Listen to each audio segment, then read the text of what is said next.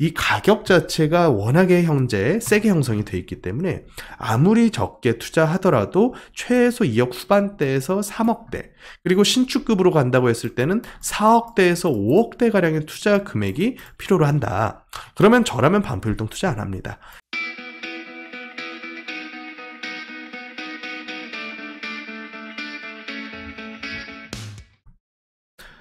안녕하세요. 부동산 해결사 솔로몬입니다. 자, 오늘은 반포 1동 재개발 소식이 있어서 제가 가지고 왔습니다.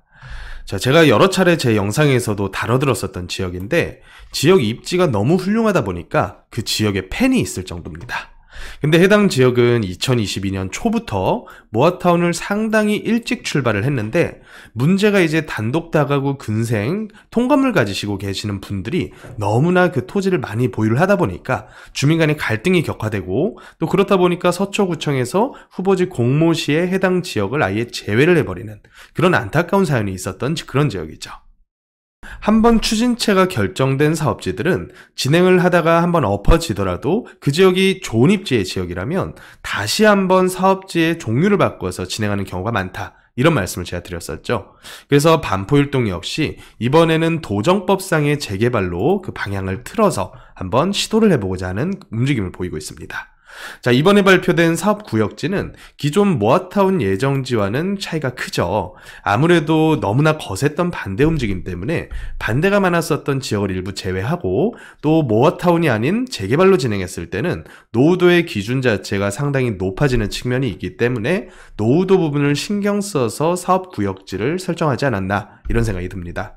자, 그래서 해당 사업지 같은 경우에는 입지를 보여드리면 노년역하고 상당히 밀접하게 관련이 있고요. 이런 식으로 상단부 구역들만 묶어서 추진을 하는 것으로 보여지고 있습니다. 자, 해당 사업지 사업구역들도 어차피 시간이 흐르다 보면 조금씩 증감, 그러니까 어디는 들어가고 어디는 빠지고, 이런 면적상의 변화와 또 사업지의 변화가 있을 것은 너무나 당연한 일이겠죠. 그래서 오늘은 예정된 해당 구역계를 가지고 얼마만큼 이 사업이 현실성이 있을 것이냐, 이 부분을 한번 따져보고자 합니다. 자, 일단 조감도를 보면서 희망적인 상상을 먼저 해보고요. 조감도상으로 봤을 때는 약 45층 규모로 봤을 때 2,400여 가구의 아파트를 짓겠다고 발표를 했습니다. 전체 대지 면적이 10만 제곱미터가 넘으니까 거의 3만 평 이상의 면적이다라고 보시면 되겠고요. 또 그 중에서 조합원과 일반 분양 물량이 1,700여 가구, 그리고 나머지 673가구는 공공임대로 구상을 해서 가설계를 짰습니다. 물론 이제 임시설계이기 때문에 나중에 공법상의 사항과 또 주민 의견, 여러 가지 부분들을 반영을 해서 이 층수라던가 세대 규모, 또 평형 면적, 많은 부분이 지금은 예상할 수가 없는 그런 상황이다. 다만 이런 추진을 위해서는 법적인 근거는 존재를 해야겠죠. 그래서 법적인 근거로 봤을 때 재개발 같은 경우는 가장 먼저 봐야 될 부분이 바로 이 노후도 부분입니다. 모아타운은 재개발의 노후도가 너무 달성하기 어렵다는 그런 지적들이 많았기 때문에 오세훈 서울시장께서 노후도를 굉장히 큰 폭으로 이런 식으로 낮춰주면서 활성화를 띄웠던 사업이죠. 그런데 기존의 도정법상의 재개발 노후도는 기본 노후도가 30년입니다. 30년 기준으로 해서 전체 동수 대비한 3분의 2 이상 노후도가 충족을 해야 기본적인 첫 번째 요건이 달성이 되게 되고요. 그 이후에도 물론 1+1으로 해서 기타 요건들, 예를 들어서 호수 밀도, 그리고 과소 부정형 필지, 또 접도율, 이런 부분에 대한 한 가지 이상의 추가 요인을 획득을 해야 정비 예정 구역으로 지정될 수 있는 그런 사업이라고 보시면 되겠습니다. 자, 그래서 아무래도 원체 아주 오래된 산동네를 갈아엎기 위해 탄생한 사업이 재개발이기 때문에 노후도 부분을 충족시키는 것이 상당히 여태까지 까다로웠다. 그래서 반포일동의 노후도를 제가 한번 계산을 해봤더니 현재 노후도 20년 기준으로 봤을 때는 모아주택이나 모아타운으로 진행되기 위한 노후도는 충분합니다.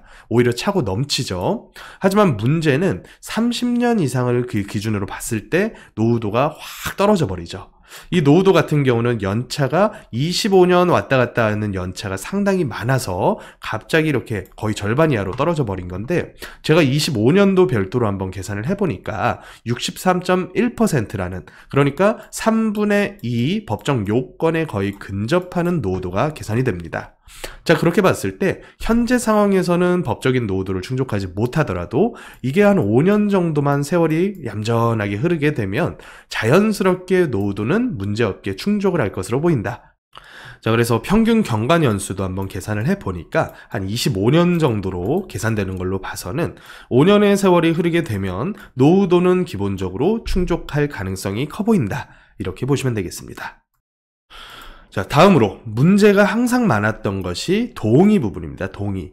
이 동의가 모아타운에 대한 동의율이 재개발보다 더 약할 것이다. 왜냐하면 이런 식으로 노후도도 상당히 많이 완화를 시켜줬기 때문에 모아타운의 동의율이 오히려 재개발보다 더 약할 것이다 라고 보시는 분들이 많으실 텐데 사실은 정반대입니다. 모아주택 같은 경우에는 사실 그 근본 법 자체가 빈소법이고 빈소법상의 가로주택 정비 사업을 가장 많이 활용을 합니다. 근데 이 가로주택 정비 사업은 기본적으로 대상 면적지가 상당히 좁은 사업이기 때문에 그 가로정비 사업 구역 내에 있는 조합원의 동의율이 그 한 표 한 표의 값어치가 더 중요한 사업이죠. 그래서 80%와 전체 토지 면적 대비해서는 3분의 2라는 상당히 높은 동의율을 충족을 해야지만 진행될 수 있는 사업인데 재개발은 오히려 그 범위가 넓다 보니까 동의 요건은 오히려 조금 완화된 측면이 있습니다. 그래서 기본적으로는 토지 등 소유자, 그러니까 조합원 수 대비해서 4분의 3, 그러니까 75% 이상의 동의가 있어야 되고요. 또 두 번째로는 토지 면적 대비해서 절반 이상의 동의가 있어야 진행을 할 수 있는 사업입니다. 이렇게 봤을 때 오히려 모아주택이 조합 설립을 위한 동의율을 받기에는 더 어렵다는 것이 증명이 되겠죠. 자, 그러면 재개발로 현재 턴을 해서 사업 진행을 하고 있는데 재개발로 진행했을 경우에 토지 등 소유자 75% 이상 동의를 받을 수 있는지 제가 조합원의 구분별로 그 데이터를 가지고 왔는데요.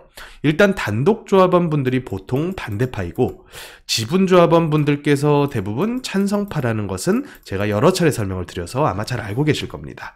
자, 그렇게 봤을 때 단독 조합원의 숫자 비율이 16.4%, 그리고 다세대 가지고 계시는 지분조합원의 비중이 83.6%인 걸로 봐서 기본적으로 다세대 조합원 분들의 거의 대부분만 동의를 해주신다면 토지 등 소유자 이상의 75% 이상의 동의는 무리 없이 달성할 것으로 보인다. 이렇게 저는 파악을 하고 있고요. 또 단독 조합원 분들이 가지고 계시는 전체 평균 경과 연수는 한 29년 정도인데 지분조합원 분들은 한 17년 정도로 계산이 되거든요. 그런데 다세대 가지고 계시는 분들이 조금 연차가 짧은 물건을 가지고 계시더라도 다세대는 관리 자체가 용이하지 않은 그런 공동주택이기 때문에 한 10년 차, 15년 차 가버리면 노후도가 상당히 빠르게 진행되는 측면이 있습니다. 그래서 연차가 짧은 다세대 조합원이라고 하시더라도 동의를 하실 확률이 굉장히 높아 보인다. 이렇게 파악이 되고요. 또 다음으로는 토지 면적 대비해서 절반 이상의 동의를 받아야 되는데 이 부분은 또 어떻게 파악을 할 수 있냐면 단독 조합원 분들의 일부분이 이렇게 찬성으로 좀 기우셔야겠죠. 그러시려면 기본적으로 단독 조합원 분들이 뭔가의 추가적인 이익을 보장을 받으셔야 될 텐데 그 보장은 사실 분양으로서 해결을 해줘야 됩니다. 그래서 두 채, 세 채 이상 주거나 아니면 격차율을 상당히 줄여서 단독 조합원 분들의 평가를 상당히 세게 해주면서 그 다세대 조합원들 간의 형평성을 맞춰주는 방법을 선택을 해야겠죠. 그래서 이런 부분은 정비자문업체 및 시공사에서 그리고 조합 추진위에서 잘 해결을 해야 되는 문제이기는 하지만 제가 데이터상으로 봤을 때 단독 조합원 분들께서 이렇게 넘어오는 거 그렇게 쉬워 보이지는 않는다라는 판단이 좀 드는 게 바로 이 부분 때문입니다. 단독 조합원분들께서 가지고 계시는 한 대지당 면적이 70평가량인데 이 70평은 사실 건축 설계를 뽑아서 다세대로 신축하기에 상당히 용이한 평수거든요. 그렇다고 봤을 때 지금은 이 단독 조합원 분들께서 통건물을 가지고 계시지만 진행이 조금 더 활발해지면서 내 재산권에 위협을 받는다는 느낌을 받으면 이거 매도하거나 본인이 직접 다세대로 신축할 가능성이 굉장히 커 보인다. 그래서 토지 면적 50% 이상의 동의가 역시나 이번 사업에서도 굉장히 핵심적인 요인이 될 것이다 라고 보고 있습니다. 자, 그래서 오늘 본 내용들을 간단하게만 정리를 해보면 일단 5년 정도 시간이 지나면 도정법상의 재개발로도 가능한 노후도가 현재 나와 있더라. 그래서 평균 25년 정도 수준의 경과 연수를 보이다 보니까 한 5년 정도 오르면 30년 이상의 노후도가 충족은 될 것이다. 그러나 제가 여기서 설명드렸던 단독조합원분들의 신축행위, 이 부분이 지금도 굉장히 활발하고 있는 게 바로 이 반포 1동입니다. 그래서 어떤 모아타운 추진했었던 지역보다도 반포 1동만큼 그 대기 수요가 많은 동네가 없을 것 같아요. 그렇다 보니까 다세대로 신축해도 비싸게 팔더라도 어느 정도는 회전이 잘 되는 동네란 말이죠.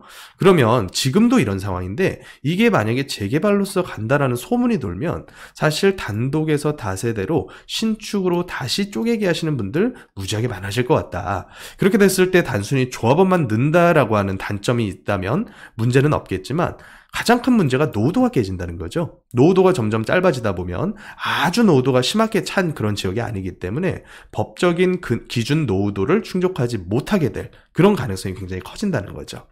그리고 다행스러운 점은 모아타운보다는 재개발의 조합 설립 동의율이 훨씬 더 완화된 측면이 있기 때문에 앞서 살펴봤던 것처럼 두 가지 요건을 잘 충족을 해낸다면, 그러니까 단독 조합원 분들께 어느 정도 합리적인 그 수익을 제공을 해준다면 이 조합 설립 동의율은 오히려 모아타운보다는 수월할 가능성이 있다.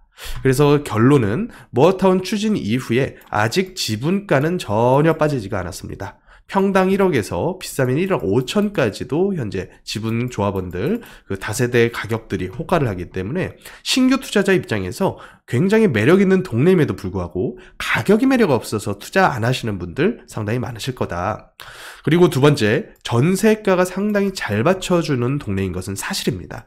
반포 1동이 걸쳐져 있는 동네 자체가 9호선과 신분당선의 2호선, 7호선 모든 핵심 노선들과 상당히 연계가 좋은 동네이기 때문에 전세 및 월세 수요 무지하게 셉니다.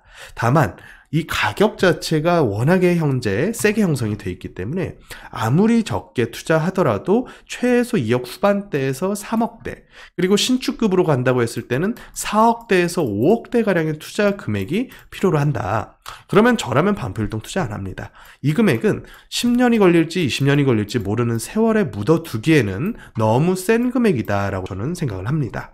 그래서 합리적인 투자 원하시는 분들께서는 1, 2억대 선에서 할 수 있는 투자처, 이 모아타운 추진하는 지역 중에서도 상당히 좋은 지역 많거든요. 예를 들어서 강남권만 보더라도 일원동, 반포동, 역삼동, 삼전동 이런 많은 지역들이 추진을 하고 있고, 또 이 외에 한강변 지역들 보면 노량진이라던가 자양동 이런 상당히 좋은 입지에서도 1, 2억대 투자 묻어둘 수 있는 지역들 아직 꽤나 많이 남아있다.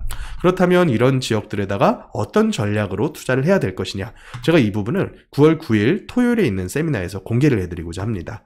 그래서 오전 10시부터 진행하는 세미나니까 고정 댓글 링크나 전화를 통해 사전 예약해 주시고 저와 만나 뵌 이후에 투자를 하시기를 바라겠습니다. 미리 해놓고 나서 오시면 사실 제가 해결해 드릴 방법이 없기 때문에 투자 전략 짜기 희망하시는 분들은 미리 꼭 예약해 주시고 저랑 만나 뵌 이후에 투자를 하시면 좋겠습니다. 자, 지금까지 부동산 해결사 솔로몬이었습니다.